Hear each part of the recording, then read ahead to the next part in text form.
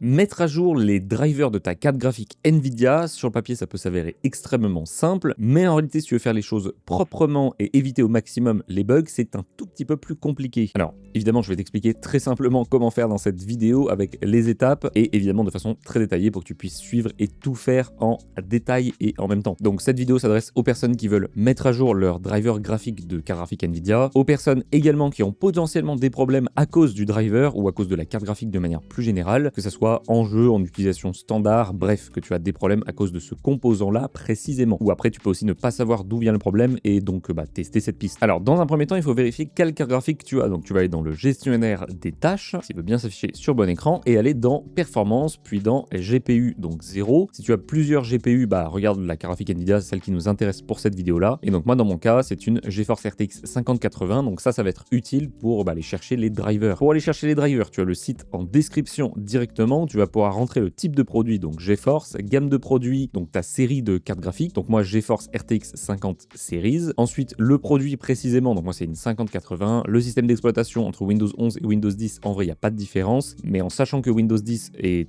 sur une fin de vie, les drivers Nvidia vont peut-être pas toujours être compatibles Windows 10, donc si tu es sur Windows 11, c'est préférable de mettre à partir de maintenant Windows 11. Ensuite, la langue, comme tu veux, et type de téléchargement, pense à mettre tout, c'est très important pour l'explication qui va suivre. Ensuite, tu peux faire lancer la recherche, ça va rechercher en quelques secondes les drivers et les trouver juste ici. Et là, c'est très important. Tu as deux types de drivers, pilote Nvidia Studio, pilote GeForce Game Ready. Alors là, je sais que je t'ai déjà expliqué plein de fois la différence entre le Studio ici et le Game Ready. Là, ce que je vais faire, c'est aller pousser l'explication encore un peu plus loin. C'est que par exemple, ici, le Studio en 581-57 est sorti le 14 octobre. Le Game Ready dans la même version est sorti à la même date. Si on retourne un peu en arrière, on voit aussi un 581-29 et un 581-29 ici aussi. Donc Game Ready et Studio sortis le même jour. Mais la différence, c'est que entre temps, tu vois des GeForce Game Ready qui sont sortis. Donc en fait, ça c'est le fonctionnement. Game Ready, il y en a beaucoup plus que des pilotes Studio. Pourquoi? Parce que Game Ready, il y en a un à chaque nouveau jeu qui intègre par exemple le DLSS 4, le Frame Generation, etc. Le pilote Studio, lui, va sortir quand il y a beaucoup moins de bugs, que c'est beaucoup plus stable. Et donc c'est pour ça qu'il y en a moins, parce que déjà le pilote Studio est orienté plus professionnel entre guillemets, même si en termes de performance en jeu, il n'y a pas réellement de différence, voire pas du tout. Et même dans certains cas, tu as plus de perf avec le Studio. En tout cas, pour toi utilisateur, ça ne change rien en termes de performance générale. Par contre, c'est là que c'est intéressant, c'est que s'il y a eu 3 mises à jour ici, c'est parce qu'il y a eu des bugs. Donc c'est-à-dire qu'il y a cette version qui est sortie là, il y a des bugs qui ont été détectés, qui ont été corrigés ici avec des ajouts de jeu en général. Et ici, pareil, sauf que s'il y a eu une version studio, c'est que les bugs principaux et assez handicapants ont été corrigés. Donc mon conseil, ce n'est pas de mettre à jour tes drivers dès qu'il y a un pilote Game Ready qui sort, mais dès qu'il y a un pilote Nvidia Studio qui sort. Même si tu souhaites installer pour X raison le Game Ready, installe-le uniquement quand la version équivalente Studio est sortie. Ça permet de certifier quelque chose de plus stable. Donc là, dans mon cas, je vais prendre le pilote Nvidia Studio, donc je vais cliquer sur téléchargement, et là, tu vois que j'ai les produits pris en charge, mais si je descends un peu, je vois note de publication du pilote Nvidia Studio, ou pilote Game Ready, évidemment. En cliquant dessus et en acceptant le message, je vais être redirigé vers un PDF, et là, dans le PDF, tu as juste à aller dans chapitre 3, Fix Issue In, et la version du driver, et là, tu vas voir tous les problèmes qui ont été corrigés avec ce driver-là, et également, si tu descends un peu, donc les problèmes un peu plus généraux, et surtout, les problèmes connus avec le driver. Donc là, dans mon exemple, par exemple, ici, en application issue, donc en problème avec des applications qui ont été corrigées, on a une correction pour After Effects Premiere Pro et Premiere Pro aussi juste ici, DxOLab aussi pour l'inclure dans les logiciels un peu Pro Studio. On a une correction avec l'Overlay Steam qui pouvait causer des instabilités. On a des corrections dans Black Myth ou Wukong par exemple, dans Battlefield 2042, Forza Horizon 4. On pouvait avoir des drops de FPS quand les gens utilisaient le Smooth Motion, donc dispo sur RTX 50 et 40 series, et qu'en même temps il y avait Rivaturner FPS qui était verrouillé, donc verrouillé à 60, 120, bref, il pouvait y avoir des chutes à cause de ça. Et il y a évidemment plein d'autres problèmes sur plein d'autres jeux, et on a aussi des problèmes un peu plus généraux, des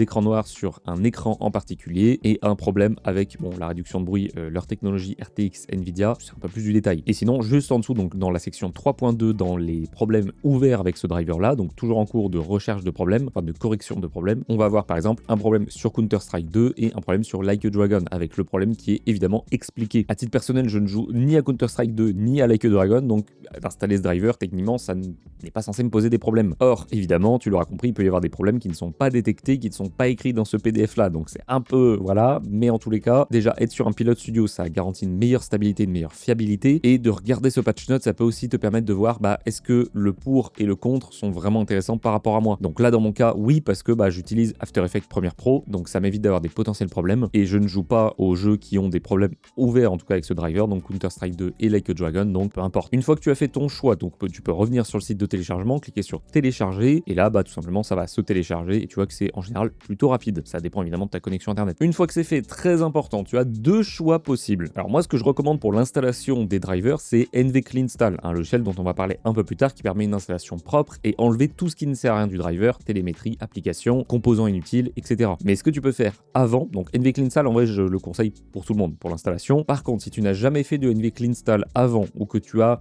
pas désinstaller proprement de tes drivers depuis longtemps, que tu n'as pas fait les choses proprement depuis longtemps, là je vais te recommander de faire un DDU. Donc DDU pour Display Driver Uninstaller. Donc évidemment tu auras le lien en description avec une vidéo tuto que j'ai fait, mais grosso modo pour utiliser DDU, eh bien tu vas juste ouvrir le logiciel, régler ici les paramètres. Donc par exemple chez Nvidia tu vas tout cocher sauf le dernier. Chez AMD tu peux littéralement tout supprimer et Nvidia pareil. Pense à enlever les offres des partenaires et se souvenir du dernier GPU utilisé, c'est un plus mais c'est toujours appréciable. Ensuite tu vas choisir le type de matériel, donc moi c'est une carte graphique que je veux désinstaller, la marque Nvidia. Si tu as plusieurs GPU, tu peux faire tous les GPU, c'est une nouveauté dans DDU. Et donc là, une fois que tu as fait ça, tu fais nettoyer et redémarrer. Quand ton PC va redémarrer, tu n'auras plus de driver, mais attention, il faut bien faire la manipulation que je vais te montrer juste après, avant de faire ce fameux DDU. Mais dans tous les cas, si tu n'as pas les choses propres, si tu n'as pas une base propre en termes de driver, donc que tu as installé plein de drivers avec plein de versions différentes, les unes sur les autres, avec notamment l'application Nvidia App ou Nvidia GeForce Experience précédemment, c'est mieux de faire un DDU, d'avoir les choses vraiment propres. Et donc là, une fois que c'est fait, tu vas pouvoir utiliser justement NVCleanStall. Alors là pareil, je te mets une vidéo tuto très complète sur ce logiciel parce que comme ça je t'explique tous les paramètres à quoi ça correspond. Là je vais te montrer comment mettre à jour si tu avais déjà utilisé NVCleanStall. Par contre si tu pars d'une base propre et saine, ça va être un tout petit peu différent. Il n'y a pas non plus une différence de fou, mais c'est mieux de regarder une vidéo complète explicative à ce sujet. Donc là ce que tu vas faire c'est lancer le logiciel, utiliser donc Use Drivers Files on Disk pour utiliser tout simplement le driver que tu viens de télécharger. Cliquer sur Browse pour aller le chercher, donc moi sur mon bureau et le driver 18057 puis faire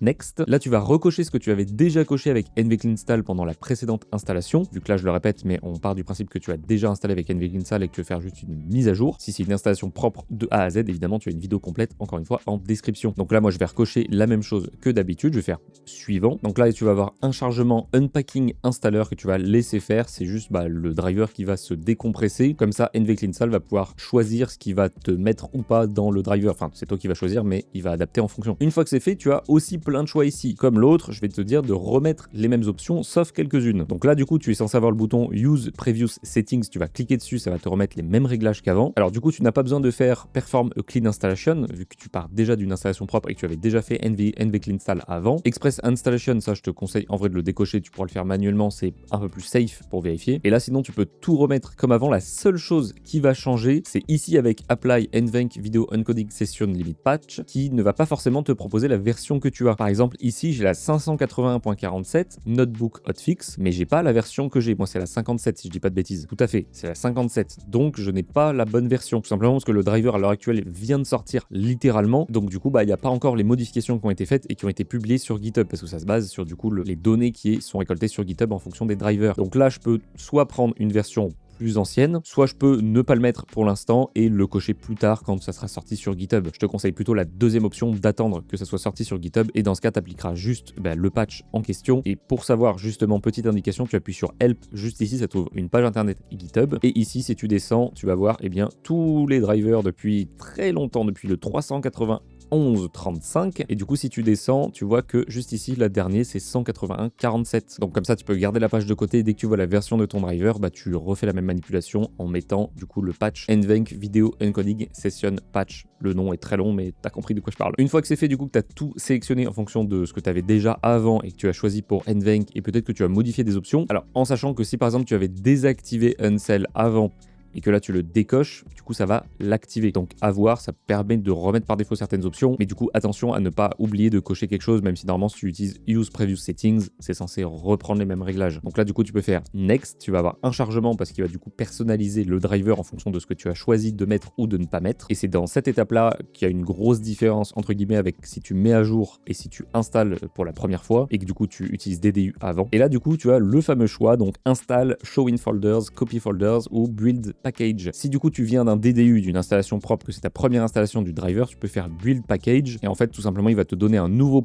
.exe du même style que le driver classique que tu pourras installer une fois que ton PC aura redémarré après le DDU. Si par contre c'est pour une mise à jour d'un driver, là tu peux faire juste install, bon tu peux faire build package aussi, mais en vrai autant faire install direct vu que build package c'est pas très utile dans ce cas-là. Donc là tu cliques sur install et ensuite tu suis les manipulations et tu installes ton driver de façon relativement classique. Donc là maintenant tu sais comment installer proprement ton driver de ta carte graphique Nvidia et surtout comment choisir ton driver entre le studio et le game ready et pourquoi c'est mieux d'attendre quand il n'y a pas de studio qui sortent. Et l'exemple que je t'ai donné là marche tout le temps, tu as toujours plein de game ready avant d'avoir un studio qui est plutôt stable, donc c'est mieux de partir soit sur le studio, soit sur le game ready qui est équivalent au studio. Donc comme ça dans cette vidéo j'ai aussi profité pour faire un petit tour du patch note du dernier driver que je trouve assez intéressant en termes de correction de bugs notamment, et surtout pour t'expliquer comment ça fonctionne. Moi je sais que j'aurai toujours les patch notes avant d'installer. Si jamais ça t'intéresse, je pourrais faire une vidéo à chaque sortie de driver pour voir le patch note. Ça peut être intéressant, à toi de voir, j'allais dire à toi de me voir, mais non, à toi de voir, à toi de me dire à la limite. Et j'en ai profité aussi, parce que autant en profiter dans cette vidéo pour te montrer tout simplement comment mettre à jour après une installation via NVCleanStall. Vous avez été très nombreux à me poser la question à chaque fois, parce que c'est vrai que de mon côté ça me paraissait plutôt évident, mais vu que je l'ai pas dit, c'était peut-être pas évident pour tout le monde. Mais effectivement, tu peux refaire les mêmes manipulations, mais pas besoin de faire un DDU avant, t'es déjà sur une base saine, faut juste remettre les mêmes réglages, qui est pas très compliqué, et ensuite t'es parti pour installer et mettre à jour ton driver. Si jamais c'est possible que tu as d'autres questions, alors évidemment pense à regarder ma vidéo sur DDU et ma vidéo sur NVCleanStall qui sont très complètes, ça répondra à toutes tes questions sur ces logiciels-là. Si jamais tu as d'autres questions, évidemment tu as l'espace commentaire de cette vidéo-là ou des autres vidéos. C'est une question plus DDU, peut-être la vidéo DDU. Et si c'est une question peut-être plus NVCleanStall, ma vidéo peut-être plus NVCleanStall. Dans tous les cas, tu as l'espace commentaire et mon serveur Discord pour, si tu as des questions, je pourrais y répondre directement. Et donc sur ce, moi je te dis à très bientôt, à demain pour une vidéo tuto sur Wavelink 3.0 qui devient gratuit pour tous. Ça va être très intéressant. Bref, je te dis à demain pour une prochaine vidéo. Bonne fin de journée. Je pense que ce sera fin de journée quand je vais sortir cette vidéo. Bref, bonne fin de tout ce que tu veux. Ciao, ciao. Évidemment, je ne l'ai pas précisé comme à chaque fois, c'est terrifiant. N'hésite pas à t'abonner, liker, commenter, partager, améliorer forcément le référencement de cette vidéo. Ça fait extrêmement plaisir et c'est un soutien gratuit et non négligeable.